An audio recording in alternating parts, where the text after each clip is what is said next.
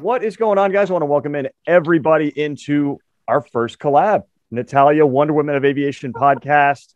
Over there, the other half of Extreme Flight, Shawn Starker here, Level Aviation. And I'm far from having the autopilot on because we're working today. Why are we working?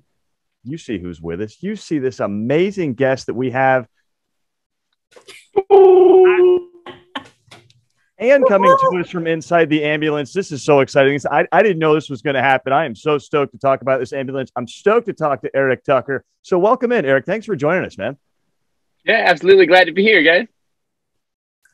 So Tucker, happy to have you. I'm going to start off really, really quick because my podcast is universal and so is Shawn's. So for those that don't know the Tucker name and what it stands for, how would you describe the Tucker family name? It's like in one adjective.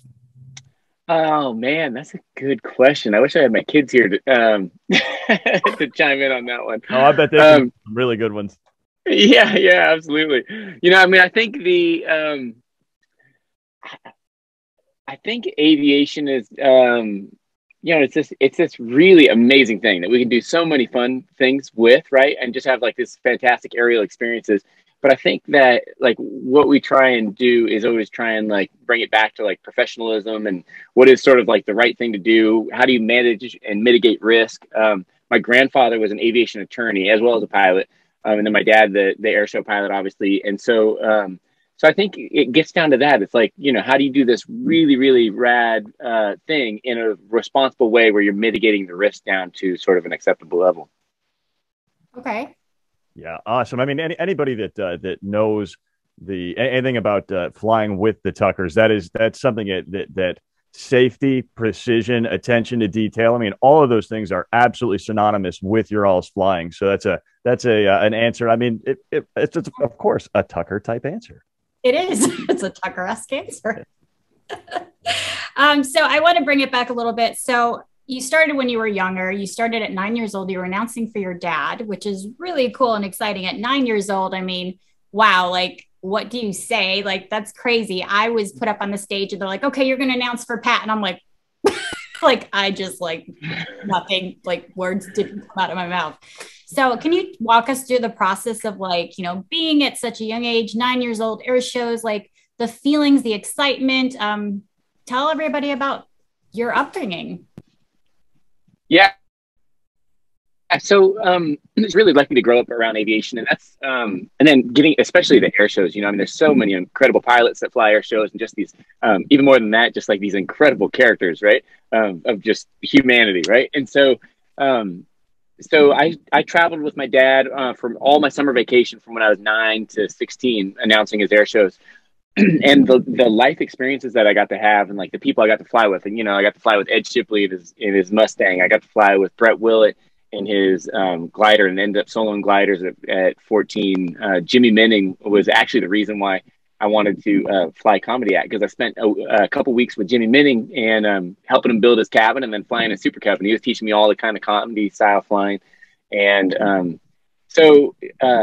and my kids now are almost 8 and almost 10. And I wanted to give them back that kind of experience, and because I so valued that part of my childhood.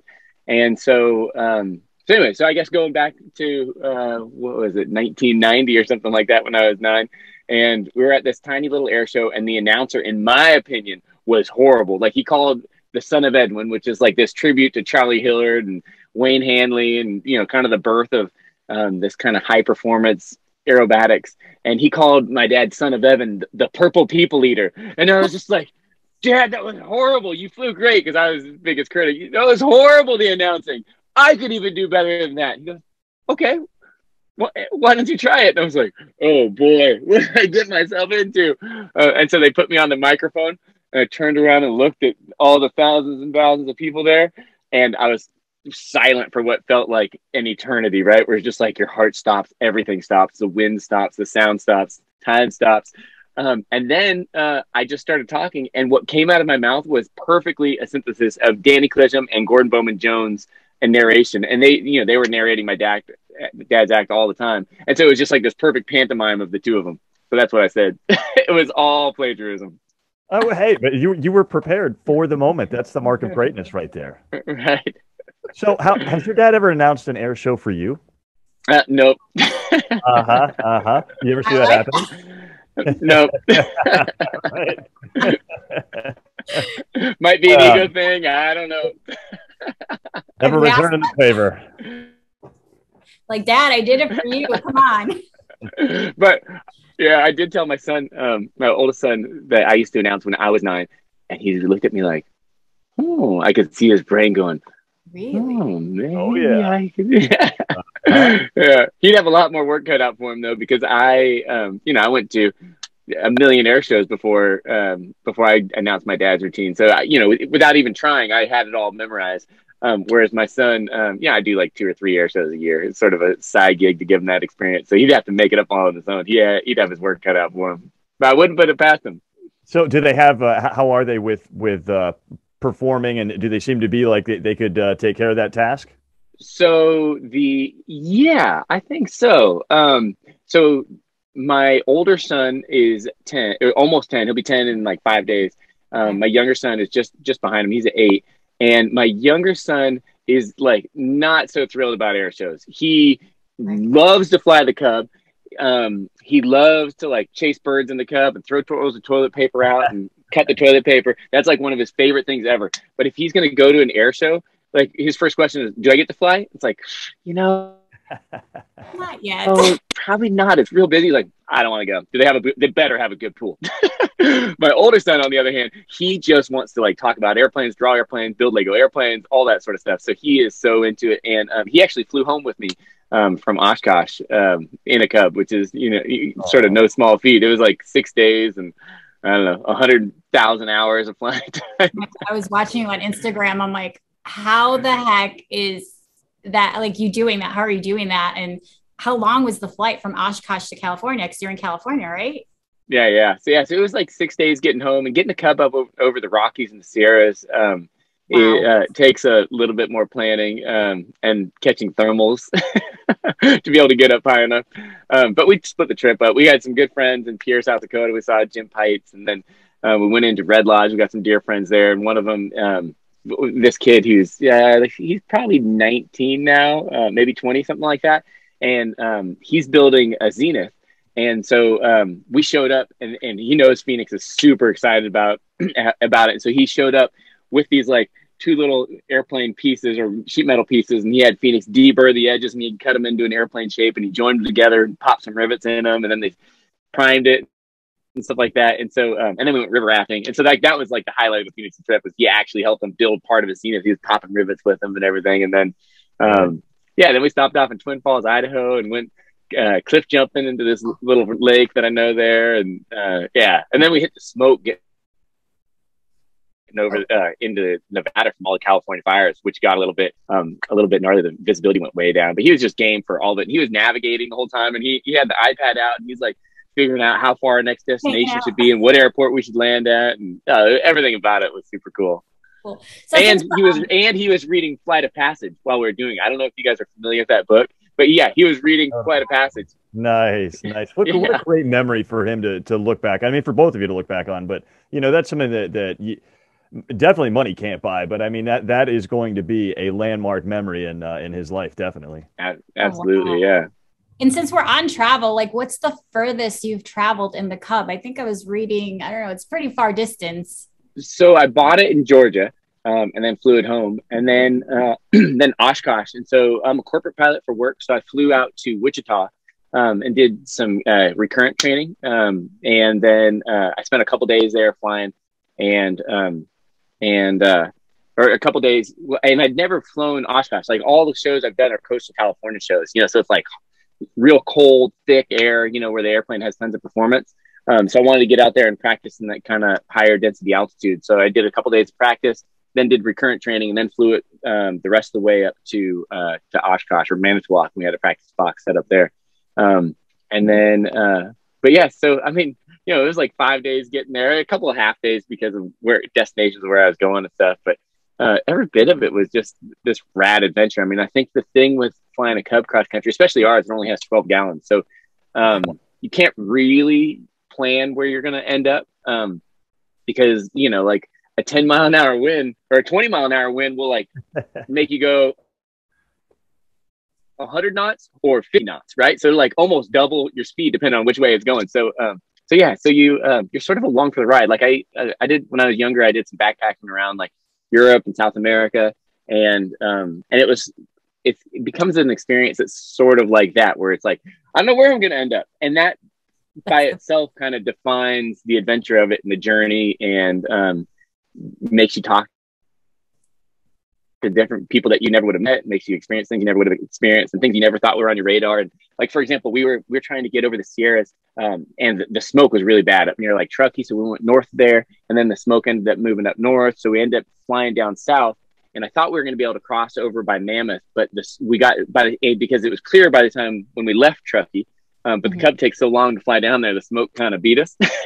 And so we tried to cross, and the visibility got so bad where I was just like, you know, like if I wasn't paying attention, a lot of attention, then I felt like I could get vertigo. The smoke was that bad. So we bailed out, went down to Bishop. And while we're going there, I'm looking at the iPad and like trying to figure out, okay, because we were just camping under the wing. So I'm looking at Bishop and the next couple of airports, trying to figure out where we can camp. And I saw at Bishop that there's a Thai food restaurant on the field. And I was like, oh my God. But, you know, from the air, we can't call. It's like, is this information on Google good? Like, are they really open? That would be amazing. Because that would be. You know, we've been eating like out of this like travel pack of like, you know, beef jerky and chips and nuts and stuff like that. And so to have a nice warm meal after flying all day would be amazing. And so we got down, and we're like 10 feet off the ground before landing, and my son yells, "I smell Thai food!" Because, you know, the Cubs, the doors open, and you know, it's like little gems like that, you know, if you planned the destination, if you could just, you know, you wouldn't have those little moments of glory, right? Right. I mean, that's how some of the best restaurants, airports, destinations are found. Everything. Just kind of leave yourself open to the experience. That's also how I pick airports, by the way, is the food. Who's absolutely serving what at the FBO? So what is your favorite in-flight snack? I mean, that's a pretty long journey that you got going on there. I heard some beef jerky, but what do you really take? Oh my gosh. Okay.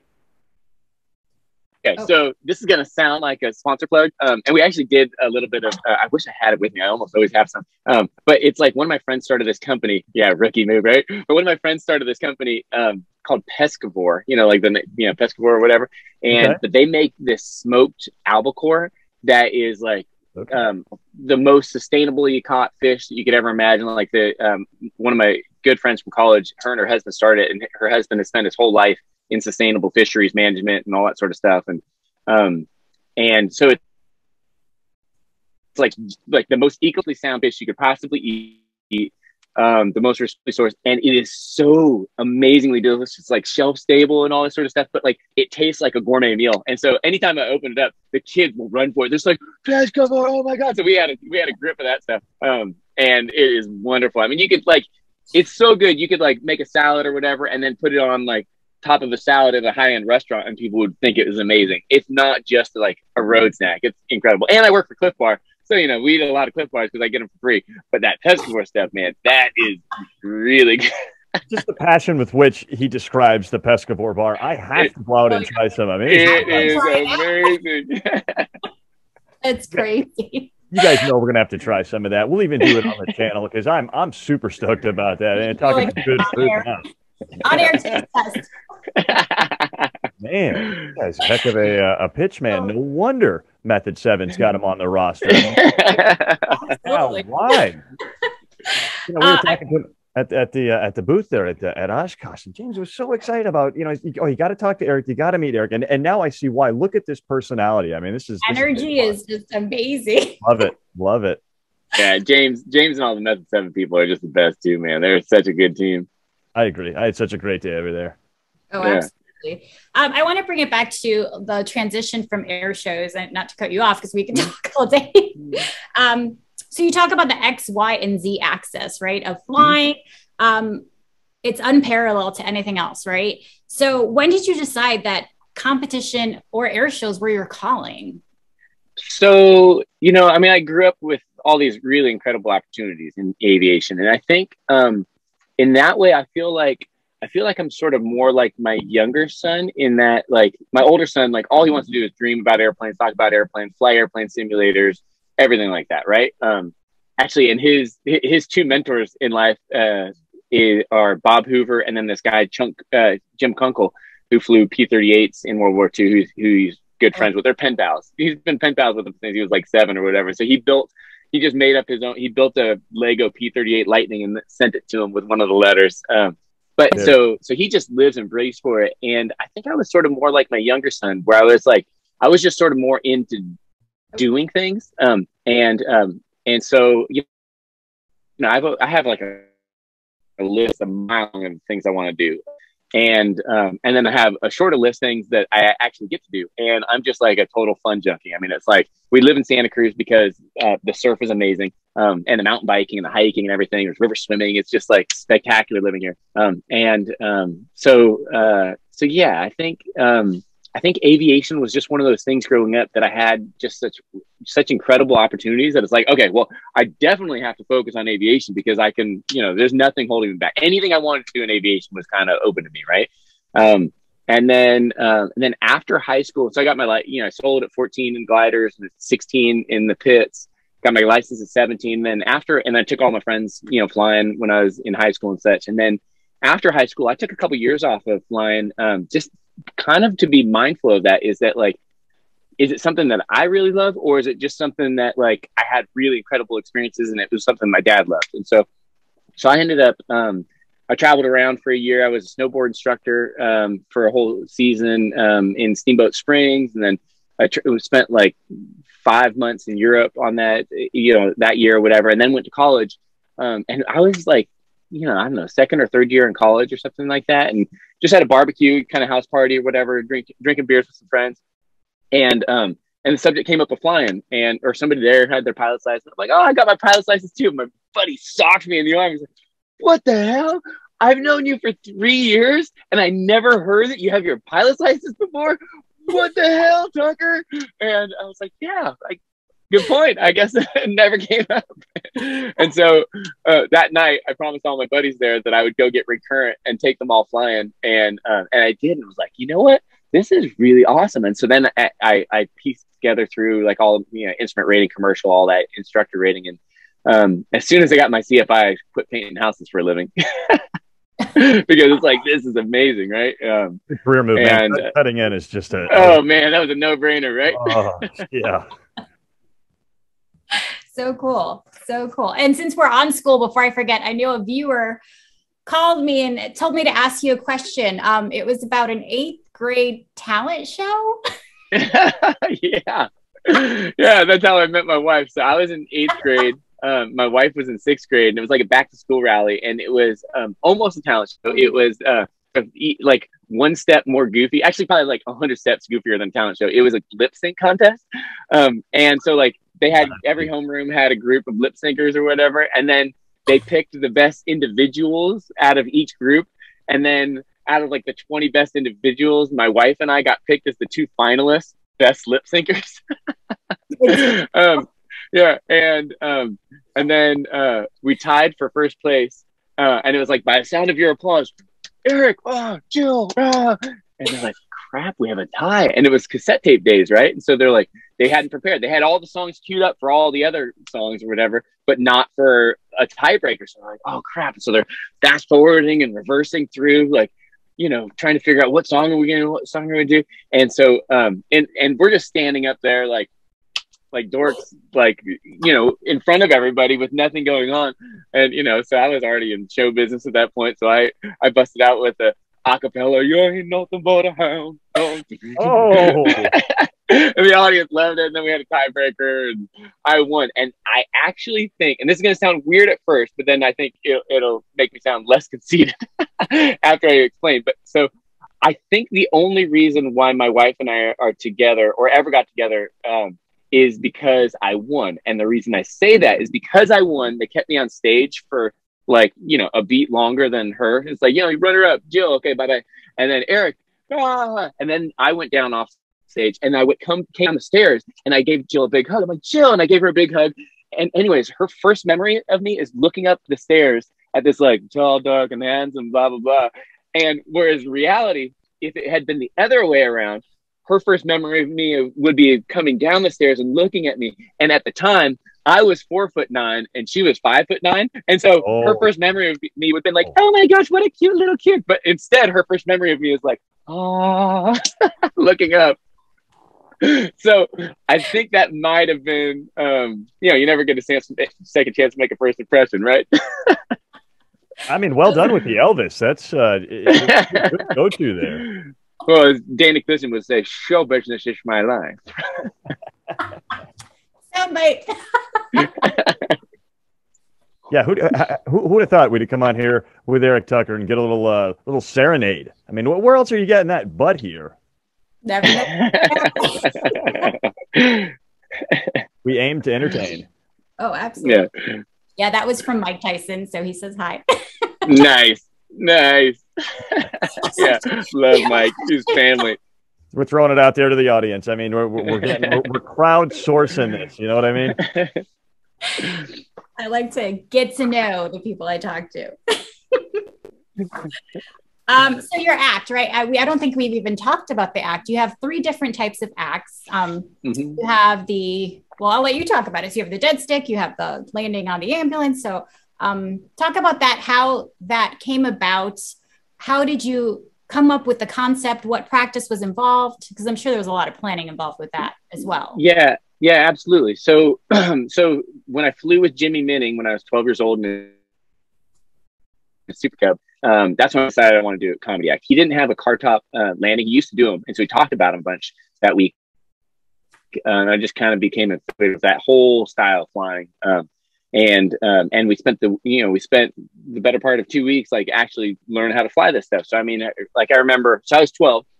And one of the things that we did a bunch is we'd fly straight down the runway. We worked on all kinds of coordination exercises, and kind of the graduation exercise that we're working on towards the end of the week was to fly a slip the whole way down the runway. And he said he wanted me to look out the left side of the window and look at, well, we did off the left and right, but look at the wingtip.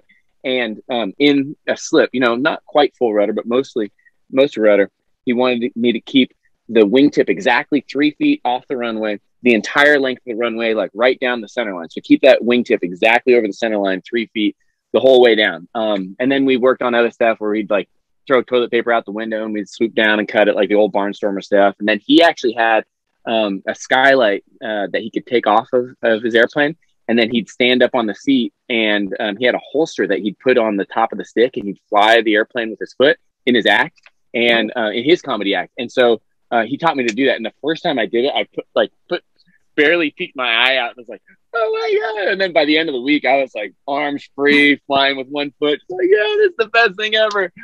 So I've been wanting to do it since I was 12. And I got in, just had better opportunities to do some of the high performance airline and pits and extras, and I actually flew a year of air shows in the Columbia 400 too. It's sort of like an aviation safety kind of Bob Hoover type routine, air show routine. But anyway, so all my air show experiences were in like competition. Well, first I did competition, and that was kind of like the entry level kind of establish the skills and the fundamental brain like decision making process of how do you handle energy management, high stress. Like that's absolutely the best way for anybody to get into like flying air shows is to kind of cut your teeth on the competition stuff in like a really safe manner. And then I got to fly with the Stars of Tomorrow. We did like the kind of, and so it was like high performance airplanes. I was flying the pits, and my dad brought Bill Stein in to teach us formation. And kind of the idea was that we'd do like a nice formation pass beginning and maybe a loop or something like that. And then a formation pass at the end. And Bill is such an amazing formation sort of thinker as well as coach. I mean, he is like hands down, I think like the world leader in formation thought and coaching and the psychology of it, the decision-making and all that. So like, he had a very small amount of time to form us, and we ended up doing like a pretty awesome formation act with like all the elements from like Red Barons, or what ended up, or actually our first sequence was as the collaborators, which I flew later. with Bill and my dad and Ben Freelove was the Stars of Tomorrow sequence. So it was like that was exactly our first sequence. And that's all because of Bill. And Wayne Hanley came down to help, and Randy Howell and John Possum, all, so we had a bunch of people, but the only reason it all came together was because of Bill Stein, who I just think the world of. But so, and then I got out of flying. I had babies, and it's like, I wanted to have a job where I wasn't traveling quite as much as my dad had to. So I got into the corporate flying side of things, and it was like, I don't know, probably 5 or 6 years later or something like that, where I started kind of getting the itch. I mean, it's airshow flying is like this weird, like niche skill. And there's sort of no way to scratch that itch outside of like airshow flying, you know what I mean? And so I started kind of getting the itch to pursue an aviation endeavor that would allow me to grow and stretch on like kind of stick and rudder style, and do something sort of more exceptional again as like a personal pursuit, because I was corporate flying, and corporate flying is great. It's a wonderful job, and I love like the scenery. It's the best office ever. But it doesn't have that same sort of rewarding personal growth aspect to it, because it's kind of the best way to be a bus driver ever, but you're driving a bus, right? And so I started talking to my wife, and I was like, like, I think we should do this comedy act thing. And also, and I was looking at other airplanes too. I was thinking, one of my dreams ever since, watching both the Yonkins fly their Beech 18, and then also going back another, I don't know, 20, 30 years or something like that, and watching Bill Reisman, one of his first air show acts was Yak Attack, where he had the Beech 18 and then the 2 Yak 52s. I wanted to fly a Beech 18 in shows ever since. I mean, there's all these different airplanes that I'd love to fly in shows. But it just, as it turns out, you can buy an airplane for a comedy act for like $30,000. And all the other ones, like a new extra is going to be what, 600,000. Yeah. So I'm like, okay, we can make this work. And so I was looking at, vans and trucks, and then maybe even like a motorhome like Kent Peach used to do, land on. So I'm thinking, okay, well, it'd be like some tax deductible dual purpose vehicle, it'd be a guest room when we're not air showing it. And like, how everybody in relationship draws lines in the sand? It's like my wife and I were sitting in bed. It's like kids are to bed. It's 10 o'clock at night. We're looking at our phones, kind of shopping for vehicles for the car top landing. And I mentioned a motorhome, and it's like, the music stops. My wife draws her line in the sand. She's like, oh no, you will not catch me dead in a Winnebago. She's like went to art school. So like aesthetics to her are visceral. It's like this visceral experience. And I'm the complete opposite. And she's just, and I was like, what are you talking about? Winnebago would be awesome. We can use it for camping, blah, blah, blah, blah, all this functional engineering brain stuff. She's like, not in my house. And so I'm like, okay, well, you find the vehicle. What do you think we should land on? And 5 minutes later, she shows me this Craigslist posting from Flagstaff, Arizona, of the ambulance that we have. And Shawn, I don't know if you've seen the ambulance, but like, it is a good looking ambulance. It's very Ghostbusters-esque. And I just thought to myself, like, actually, when we first got it, we used to live like a mile from the beach. And the first time we drove it down to the beach, 3 people yelled, yeah, Ghostbusters, when we drove by. So it has that like romance to it or whatever.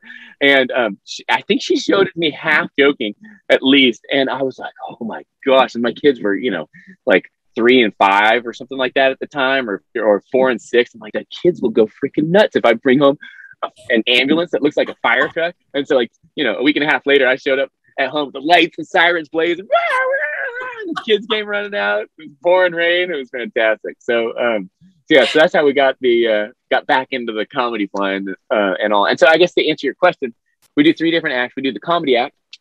That the way we scripted, so then we had this ambulance to land on. It's like, okay, well, how are we going to work this into the script? We thought of all kinds of different things. So the way it goes is like normal flying farmer routine for the comedy act. And then the end of the comedy act, the announcer's talking to me, and he's trying to talk me down, teach me how to land. And I just go, I don't know if I'm going to be able to do this. This is really hard. My character is this kind of hillbilly with bad teeth from Tennessee, and a Free Britney hat. It's my favorite part. But and so the announcers, they had this one idea. We had this ambulance, and experimental, it hasn't been used yet, but it has these magnets in it. So all you got to do is fly close, and he's going to flip on the magnets, and it's just going to suck you down And so one of my favorite parts about the whole thing is that people come up to me from the crowd afterwards and they'll be like, oh my gosh, like you had us going for a while there. We thought you really didn't know how to fly. And then we kind of figured that out. But seriously, how do those magnets work? Like, yes, we got you. And then the dead stick routine is that's just like one of my favorite things ever. You know, one of my early aviation experiences was flying gliders when I was a kid, and I'm still just infatuated with that. You know, one thing on that long list of things I'd love to do in life is cross country glider flying, because I just did a bunch of local soaring and ridge lift and a little bit of wave lift and thermals and stuff, but I still haven't really got to do like the long cross countries. And to me, that's just like the ultimate expression of aviation, because you're just a bird and they can't flap its wings, so you have to figure out, you have to be so in tune with like the air and the local weather and how geography affects all that. And so gliding has always been one of my favorite experiences and kind of meditations. And so doing like the glider aerobatics, I used to, when I was in college, I used to go out to the local airport and I'd climb up to like 5,000 or 6,000 feet at night, and then turn everything off. The tower was closed and everything. I'd turn everything off, all the engine and everything, and then just do like a million wingovers down and then the dead stick landing. Don't tell the flight school; they probably didn't know. But your secret's safe with us. I rented the airplane for three. Yeah, right. I rented the airplane for 3 tenths and got just like a fantastic flying experience out of it. So that was kind of where I wasn't even 152, so I wasn't doing aerobatics, just like wingovers and stuff like that. But that was where I was like, oh my god, doing a dead stick routine would be amazing. And so so that's just like this juicy, low risk, low stress sequence, because all the time you're really, really high altitude. So that's just like just the funnest act ever. So how do you, you mentioned meditation, it's kind of getting out there and being really peaceful in terms of using the glider and riding the thermals, but how do you meditate? How do you turn it off? It seems like there's so much going on with the air shows and of course corporate flying. Being a parent is no small task either. So how does Eric Tucker step away and turn it off? Like that's sort of interesting. I mean, I think a couple things. One is this goes back to a Bill Stein sort of coaching deal. Is he said fly every air show like it's practice and every practice like it's an air show. So it's like whatever your routine is. Some people are real rigorous. Where like they have to get completely away from people for exactly 30 minutes. And they go through this very like sort of OCD type of thing. And that's what works for some people. And everybody, I was just talking to one of my friends who's getting into competition aerobatics. And I think that's what he thought everybody meant by like, turn it off. And it's like, I think it really is. It's just like, whatever you do, you want to get into the same mental framework that you're in before you go do something that is really, really high demand, and low margins like air show flying. So I mean, I think so there's that aspect of it. And then, and I guess it's like, I guess a couple of things. So one is, after it was a lot easier to get this kind of thing together before like a wife and kid and jobs and, all that kind of thing. So I'm almost more impressed that people orchestrate their life and their finances and everything to like allow themselves to excel in things than the actual skill that they possess, because it's like, that's a challenge, right? And especially, being in it, like in a marriage where it's like, you have to, or I guess the whole family, it's like, you have to make it work for everybody, not just me. It's not, it's like, I got a full-time job and I have all these other duties. So it's like, okay, so how do we make it work for everybody, where everybody has buy-in, everybody thinks it's a good idea, and everybody gets some sort of like personal reward to it. So I think that was a big sort of balancing act to make sure that we could do it all. And really, like, that was truly like one of my main inspirators, to give my kids the same kind of experience, right? That I had growing up. And then to be able to afford the Cub is like the perfect airplane to afford, to be able to afford an airplane to like teach them how to fly in too. It's just the most approachable airplane ever, right? And so yeah, I guess there's all that. And then I think the challenge is getting yourself in a mental framework where you can execute the plan safely. And then, so obviously that requires like having a plan, practice the plan, and all that. But it's the reward is that actual moment. So like, I think, like that flow state that Malcolm Gladwell talks about, right? is where you're just like absolutely in the moment. So to me, airshow flying is absolutely that. So is like surfing and mountain biking and just like all those kinds of hobbies. And then where I am striving towards, you know, like I always have loved playing music, and I've been trying to play guitar since I was like 6th grade. And just the last like year or so, I feel like I've finally broken through on guitar, where I can go to like any campfire and sit down and play and like figure out what they're playing and like play along and stuff like that. I still have a ton to learn, and I'm definitely not to like flow state on the guitar. I've been playing drums since high school, and that came okay. And so I can reach kind of flow state where I'm playing with people on the drums, and I'm just barely starting to get there melodically. The banjo was sort of my gateway drug into melody. And then I've sort of evolved that into the guitar. Yeah. Yeah, being from the South, the banjo is my instrument. Oh man, I love the banjo. Where in the South are you from? Well, I'm originally from Fort Myers down South Florida. So actually, some would not call that the South, although I live in Central Florida out in the country. Central Florida has some hillbilly to it. Oh, yeah, you ain't wrong. It's red next to the left of me and red next to the right here, Eric. and then a mouse. You know? Yeah. Oh, don't forget me.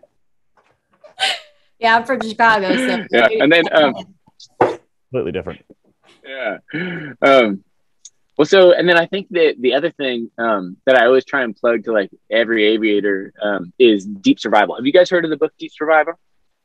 I don't think so. No. Yeah, I think Patrick told me about it. Yeah. Okay. Yeah. So it's the subtext. Bill turned me on to this book 20 something years ago. And the subtext of the book is who lives and who dies and why. And it's really just sort of like a primer that got us thinking about aviation through this lens of how is the brain wired. And because of the way that the brain is wired, what advantages and disadvantages, what are sort of potential pitfalls, and what are the strengths that we can leverage to exercise in this environment, kind of this high stress, low risk environment. And then we've spent like the last 20 years empirically studying ourselves, as well as like all the upset training, kind of upset recovery training, and then the corporate world, and looking at aviation through this lens. I think every aviator should read Deep Survival and then continue to like study themselves and aviation like that. And I think that's the single biggest thing you can do to affect safety in the cockpit is understand this stuff. So basically, like the sort of in a nutshell, I guess the brief version of it is that the brain, we think of ourselves as like thinkers, right? Humans are like cognitive beasts, where like we analyze things and we analyze what the risk is and we make decisions and all this sort of stuff, right?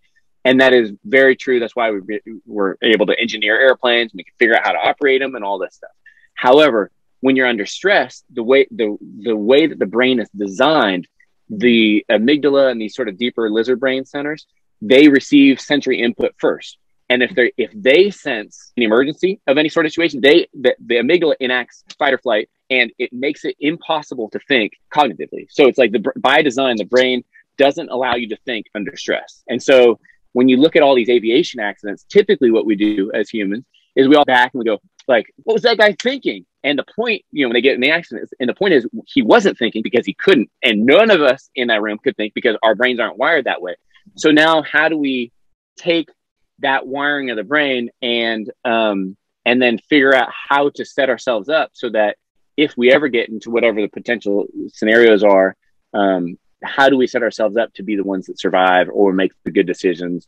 And, so a lot of that's just like creatures of habit, I think it's common knowledge that if you don't ever practice go-arounds, then you're never going to go around when you should, right? Like every flight instructor will teach you, like you want to see your student do a bunch of go-arounds because they had to, because then like, okay, they're getting that practice. So that's kind of the basic level stuff.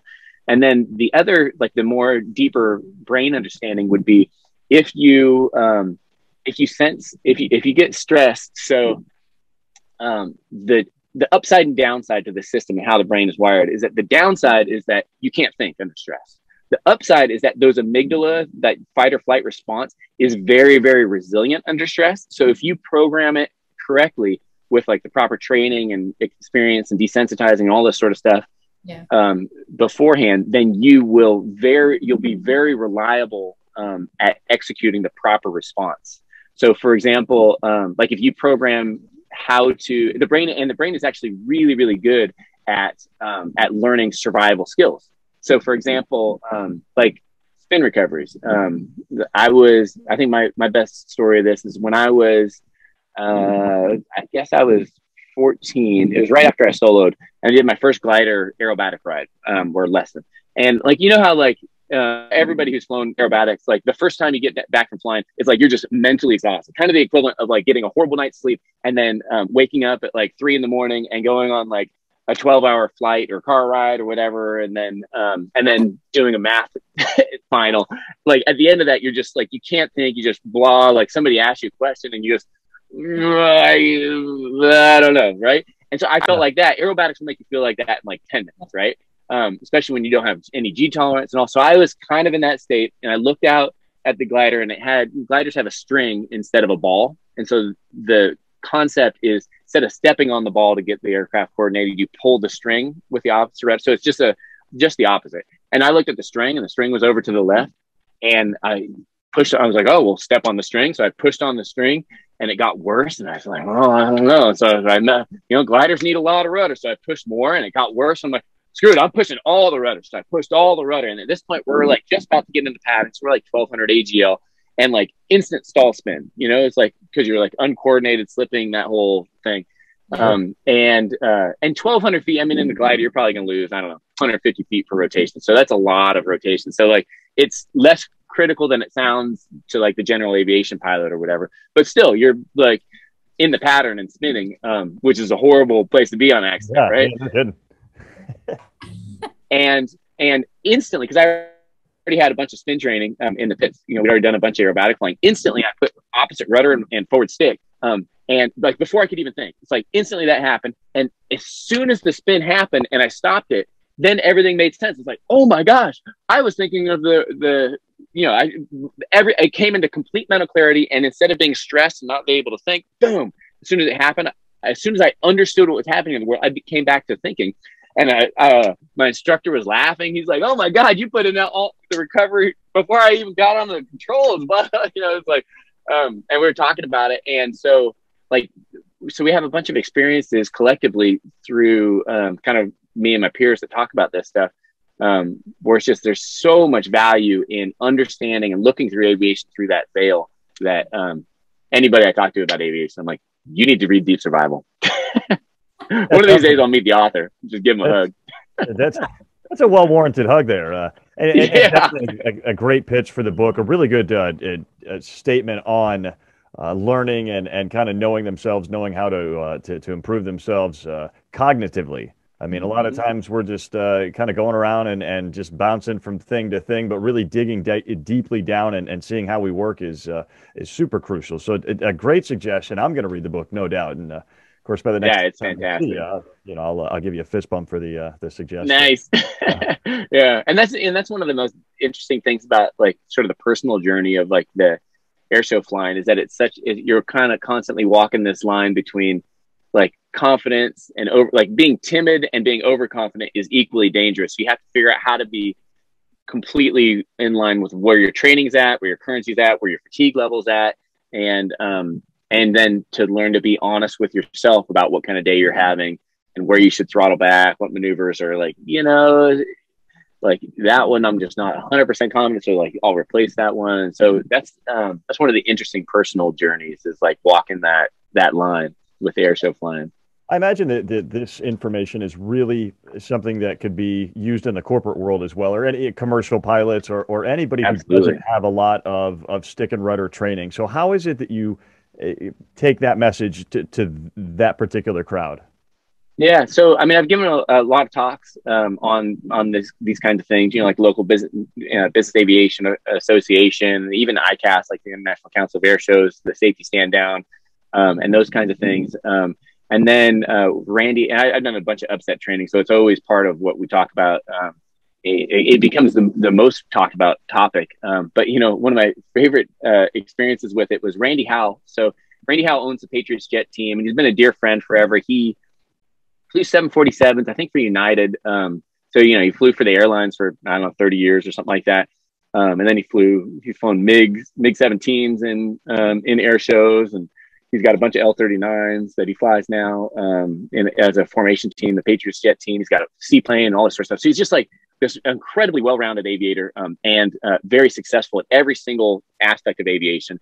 And so when he was talking about creating an upset training program, I went up and spent a couple of days with him just to kind of talk through like what we've learned and help him with the syllabus and that kind of thing. And then fast forward like another year later, and I got Cliff Bar.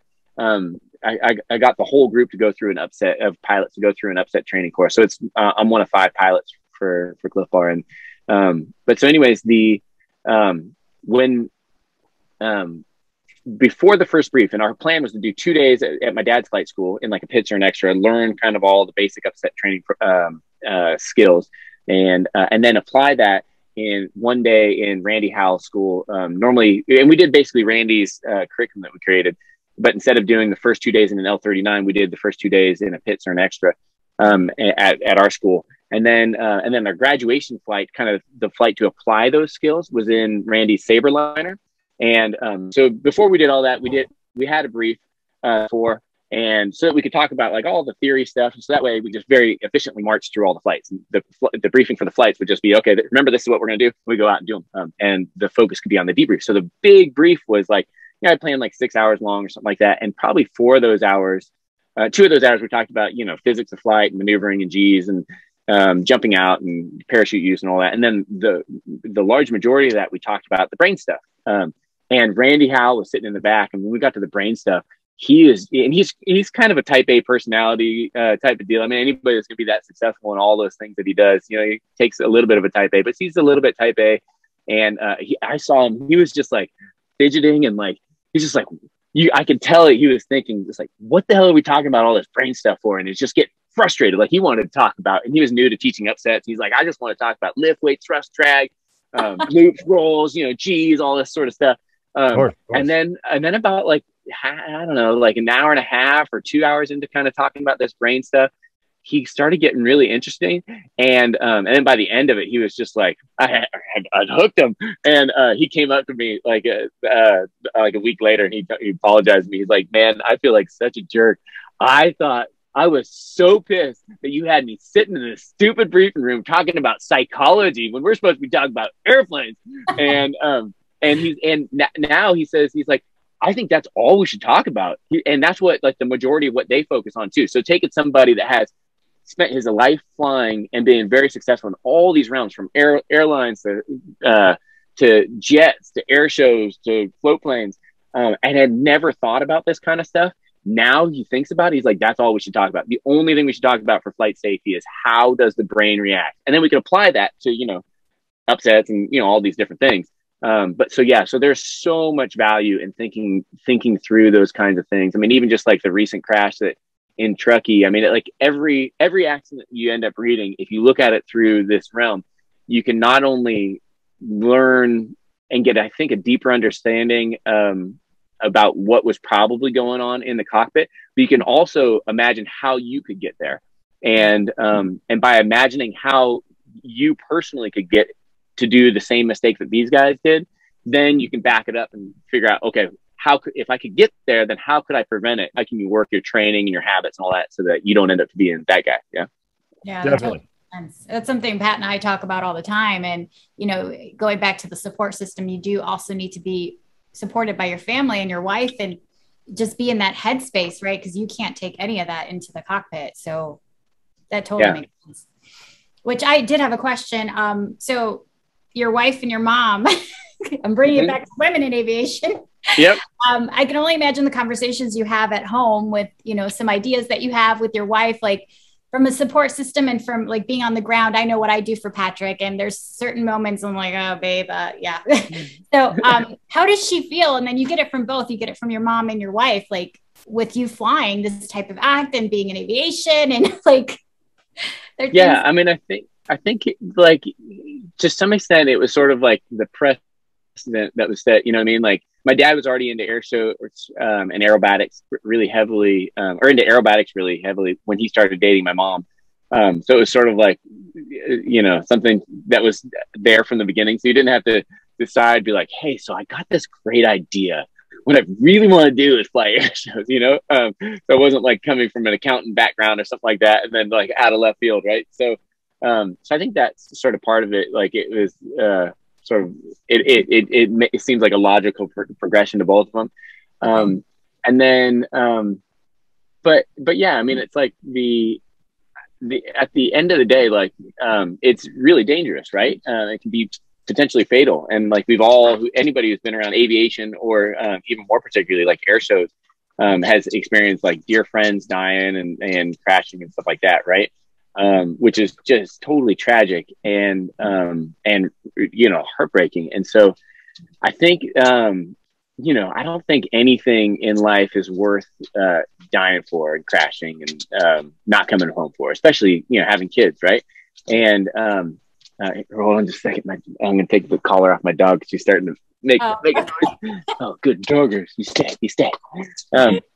But anyways, and I think that's also sort of like a little bit of a misnomer in terms of like, everybody talks about, well, how do you be safe in aviation, and aviation safety, this and that. And I think the real answer is like, there's no such thing as safe aviation. It's like, aviation is not safe. You're in a machine that's like hurling through the sky, and it's not safe. But neither is life. And so it's like, how do you mitigate that risk down to an acceptable level? I mean, my great grandfather, literally, he died because he was walking across the street and got hit by a bus, and he had a bunch of kids at home. My grandma was, I think, 9 years old or 7 years old. And so it's like, okay, so life is not safe, and you can't live your life in fear, right? And so you have to figure out how to mitigate that risk down to an acceptable level. And I think that's where it gets into like the training and the preparation and all that kind of stuff.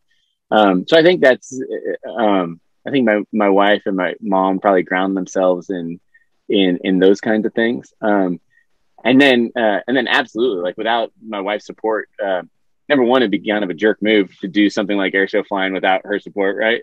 And then also just the logistics of it, I could never pull it off without having her there with me and supporting like the whole infrastructure of getting there and buying the airplanes and ushering the kids through the process and like just everything about it. So yeah, there's the power of women in our lives.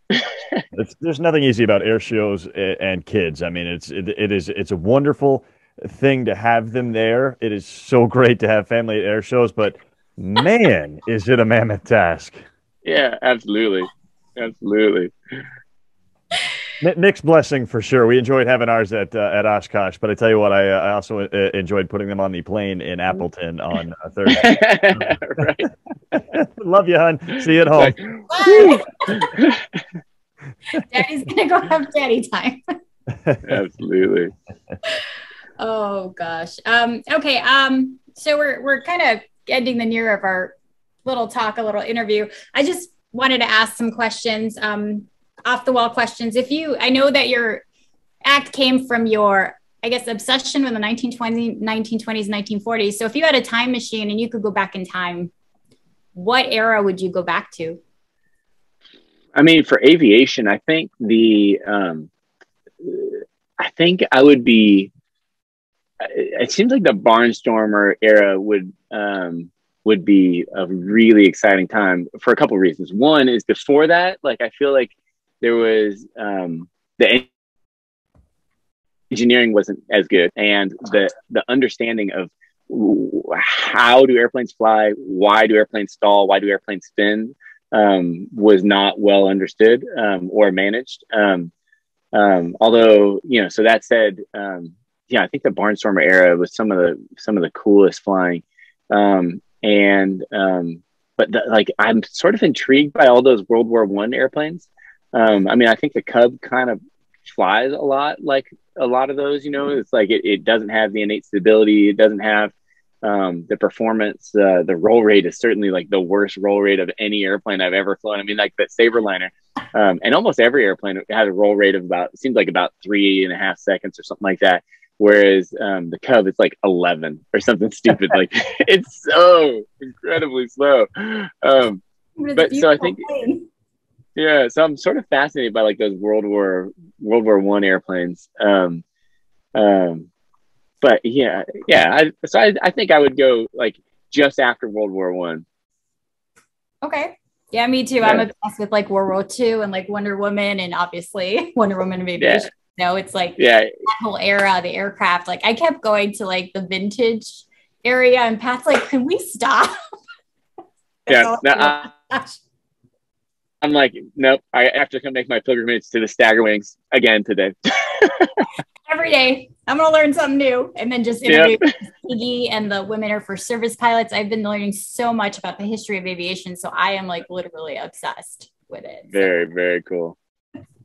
If you had unlimited resources and you could design your own plane, what are the critical components of the aircraft that you would design? Oh man, I think I would try unlimited resources. I would totally try and pick up where Leo Loudenslager left off with the Shark. Do you guys know that airplane? No. Do you? So yeah, is that like right before? I don't think I know that. We're not talking about the little ultralight over in or the LSA over in Europe. No. So Leo Loudenslager, you know, he's kind of the original badass in high performance aerobatics. He died. He got in a motorcycle accident actually, and passed away. I mean, I was young. I was maybe 13 or something like that. But he was like just the most explosive and precise flyer you'd ever seen, and totally revolutionized the way that everybody flies airplanes. It ended up resulting in like my dad and Goulian and Holland and Kevin Coleman and Bill Stein and all these guys. Like it all stems from the way that Leo approached high performance aerobatics and competition aerobatics. And so anyways, so he had a laser 200 that he was flying.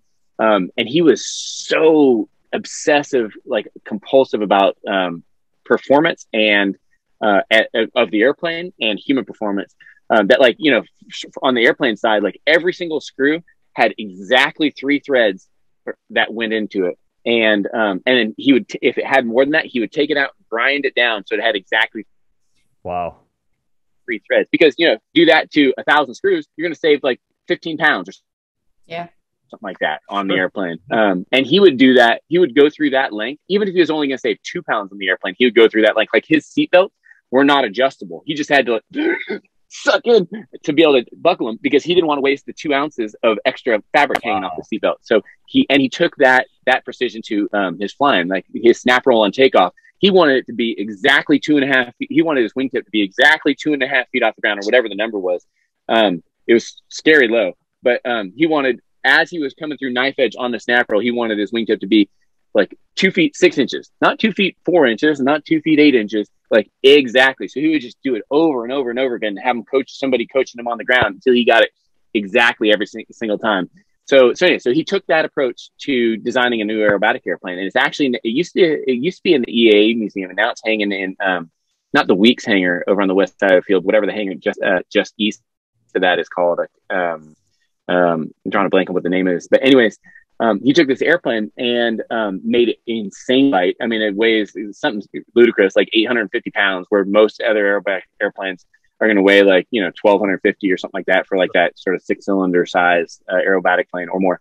So it's just ridiculously light. And his goal was to be able to do like the 3D kind of model airplane type of stuff. It was going to have better than one-to-one thrust to weight ratio. It had super high throw deflection. It had a rudder that, you know, the rudder is almost kind of mostly on top of the elevator. Well, his had this rudder that would fold down, it would fold up for landing, so it could have the same amount. And then when he got in the air, he could extend the shark fin or whatever, which I think is part of why they call it a shark. But anyways, I think to me that 3-dimensional kind of low speed aerobatics is really, really intriguing. So I think that. And then I would also love to do an air show in a stagger wing. Stagger wings are the best. I've never flown one yet. I have been Twitter baited by them my whole life. So beautiful. I mean, it's such a classic design. Oh my goodness. Yeah. They just, everything about them, the lines, the performance, the sound, everything about them it gets me. Did you see a few of them nicely wrapped at Oshkosh there? They had the moving blankets and the shrink wrap on them there, protecting them from the hail. So it's, I'd have been terrified to leave an airplane out that night. I know. I talked to a couple of those pilots, and they all said the same thing. About 6:30, 7 o'clock that night, they said, well, we've done all we can. We called the insurance agent. Insurance is paid up, going for a beer. So I guess they just had a really, I'd have been, I could have a 152 there and just be on edge going, oh, no. These guys, they got a stagger wing over here going, insurance is paid. Yep. I'm having 2 beers to start with. You ain't wrong. No worries. No lots of worries, fella. Yeah. I know Pat was worried about his pits. She kept looking at the weather. I bet. Babe, it is. Yeah, just south of town, like 10 miles or 20 miles, somebody like tornadoes touched down and stuff, right? I think that's where we were. Yeah. We were around there. Yeah, we got lucky. You were in the heart of it. And I'm in the campground. It's great. I'm from Florida here. Tornadoes and trailer parks don't mix, and I'm in a tent going, I came all the way up here to Oshkosh for this. This is how it ends. Here. Yeah, great. Gotta have another beer. I did. Don't you worry. I did. I was well stuck on the Jim Beam forehand. Storm coming my way. I know what to do. Hurricane parties, we got them in spades here. We're no rookies to those. No, you're not. Did you have a question, Shawn, for landing? Well, for landing, I do like that. I'm kind of just really intrigued about the history of aviation and how Eric seems to be just really, very much in tune with the spirit of aviation, the history of aviation. And so along that line, Eric, if you could fly with anyone who has existed throughout time, who would you fly with? Oh my goodness. That's a good one. I mean, I sort of feel like this is the same question, very similar to the question of when my wife asked me, if you could have any airplane, which one would it be? And it's like, oh, can I have 7? They all have a purpose, right? This is all have a yeah. Oh, totally. It's like a surfboard. You can't have one surfboard. You have to have like one for the big waves, the small waves, the burger waves, and like, the longboard just to take the kids out in, and the paddleboard. Like, you gotta have one of each, right? Okay. So I guess that's a really, really fair questions and that I haven't thought of. And I think the answer would probably have to be like, I'd have to go through the ages and pick my 7 or whatever, I mean, like the Wrights, I'm totally infatuated with because, not only do they just figure out how to fly, but like they figured out that they were like kind of the first ones to figure out how do you control an airplane in a modern sense, that made flight really possible. Right. And I actually just learned that I think it's Kitty Hawk Aviation or Kitty Hawk Flyers or something like that. You can actually fly. They let people fly the 1902 glider replica that they've met, in the hills out there, like in the dunes. Like you can actually fly this 1902 kite, which just got added to my bucket list. Like a week ago or something like that. Me and RJ Gritter were bantering back and forth, and somebody chimed in on Instagram. They're like, "You can actually do this!" Oh my gosh! So I think the Wright brothers would be really incredible to talk to, and sort of glean a little bit of that aviation approach from it, because everybody has like a little bit different approach to flying, and so like to be, which is why I wanted to get back into airshow flying, to kind of give my kids that smattering of experience that I had, and then I think all the greats. I mean, I think Lincoln Beachy would have been really phenomenal. I mean, he was sort of like the first real aerobatic pilot, first widely known one for sure. But he like, flying was in this envelope, and post Lincoln Beachy, it was like way bigger than before. So he would have been totally fascinating. I don't think I would have wanted to fly with him because he was, back in that age where he was just going for it. He didn't know like why an airplane spun or how to get out of it. Like he just went for it. Which is obviously like why he died doing it. Because probably he didn't quite understand it, right? Because nobody did at that point. Right. Right. So I don't think I would have wanted to fly with him, but I would have loved to have beers with him and talk to him about it. Or flying a modern airplane where I was PSC. And then all the greats. I mean, like one of my favorite stories I ever heard is like Bob Hoover, for example. I mean, shoot, I would have loved to have flown with Leo Loudenslager too. But so So anyway, so Bob Hoover lost his medical, right? I don't know, 20 years ago or something like that, and he lost it for like 5 years, and battling with the FAA over all this stuff. And then when he got it back, he got his medical back, and then he had to get his statement of aerobatic competency back so he could fly air shows again. And so Leo Loudensager did his ACE evaluation. And so Leo went flying with him to like reinstate his act. So he went flying with him in the strike, and they did his routine. It's like, yeah, he signed him off and stuff. But he said it was one of the scariest experiences of his entire life. And Leo was like, he was an airline aviator, and then he was like one of the most badass aviators, like pinnacle aviators throughout history. And he said that, he did the routine, and Bob's routine finished with dead stick, loop, 8-point roll, 180-degree turn, come and land, and then come around the corner and taxi into the spot that he departed from, right? And Bob, he like, his book's amazing. Like he got to fly one. And if you ask Bob, like anybody that say that, tell him he's the most humble guy ever. It's like anybody say like, oh my gosh, you're an amazing aviator. He'd be like, no, I just had some incredible opportunities. He would never take any of that acclaim. He would always chalk it up to just like a matter of circumstance, which I'm sure there's, some aspect to, but the individual, particularly somebody like Bob Hoover, that was just so masterful at navigating humanity in so many levels. So anyway, so back to the Leo Bob story. So he does this big loop, 8-point roll, 180-degree turn to land, and he's in the strike commander. And then on final, he put, Bob Hoover says, at this point, Bob's like 80 years old or something like that. And, like probably weighs, he's like 6'4" and weighs 120 pounds probably. And he's just like this little crotchety old man.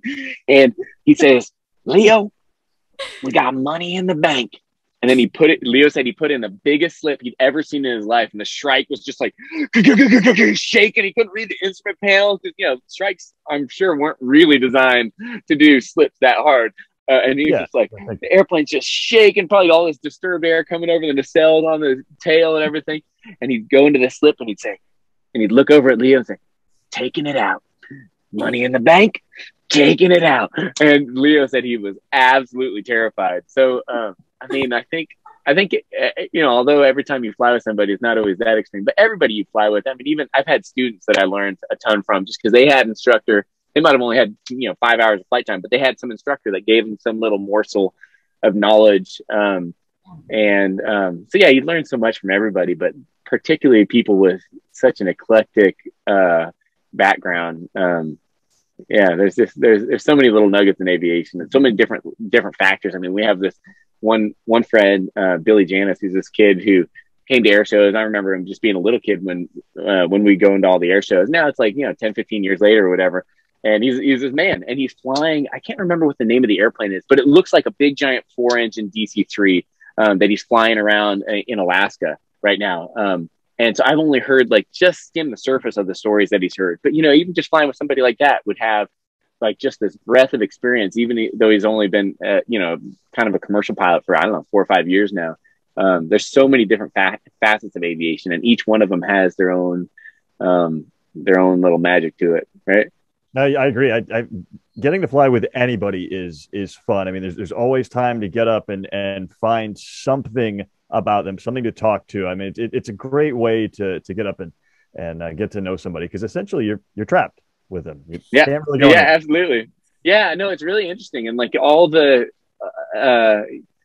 like some of the deeper parts of who we are show up, right? I mean, I've done a bunch of flight instruction in the pits, and you're either sitting in front of them or back them. And so if I'm sitting in the front seat, you obviously can't see the person at all. You can feel them through the controls. And then if you're sitting behind them, you can only see just the back of their head. And, but there's so much that you can read, because you get into these like stress centers where like people, like all like the kind of facade that we all try and hold up of like our composure and whatever we want to project to the world, like all that kind of evaporates when you are in a spin for the first time. And you start to see kind of who people really are. It becomes this kind of real intimate experience. And it's amazing how much you can tell about what's going on in somebody's brain just by following them through the controls and hearing like the subtle intonations of their voice. And yeah, that is so well said right there. Yeah. Yeah, I remember when I was in a pits, I it was one of our friends, and it was my first aerobatic ride. And I was like giggling at first, and then my face like just flushed. I'm like, I think we need to land after our first spin. I'm like now. like, now, or your pitch is not going to be pretty anymore. But it was an experience unlike any other. Hey, there's Mitchie. Hey, come look, Natalia. I found Mitchie. Eric, you get to meet Mitchie really quickly from Level Aviation. She's in. We're doing the hey, Mitchie, in my gym, so they're getting ready to work out there. Oh. They've got their programming. Look at that, huh? That's how you do it. Oh, flashing the gun. Huh? I see you, Eric. Yep, they work harder than anybody else. I tell you what, they drag over. Probably half the family works over there, and they just drag them over after a day's work, whether they want to or not, and they're here getting it done. Damn. Awesome. I know it. That's the fountain of youth right there, working out. Yeah, it really is. It 100% is. I mean, you gotta keep moving. If you stop moving, that is the kiss of death right there. Absolutely. Yeah. The older I get, the more I find that it's like, if I don't work out, I'm just like sore and achy all over, and just like don't want to move. But if I wake up every morning and like go out and do something active, I feel like, yeah, you might be muscle sore, but like overall you feel good. Like the spine and everything feels aligned. Your hormones feel balanced. And, and everything is like mentally everything. The best thing for you. I love it. Fitness. Absolutely. You have just been so generous with your time. I really appreciate it. Thank you for so many thoughtful answers.